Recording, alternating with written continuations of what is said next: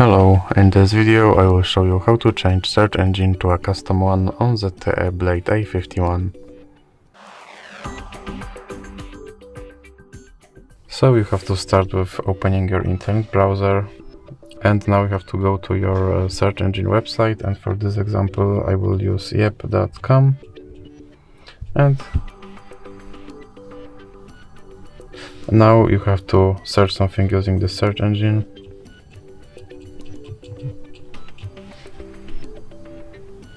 And now you can click on the three dots icon, go to settings, and now click on search engine option, and now in recently visited you should have yep.com, and then you can click back, and as you can see my search engine is now set to yep. So that is for this video. If you liked it, please remember to leave like and subscribe.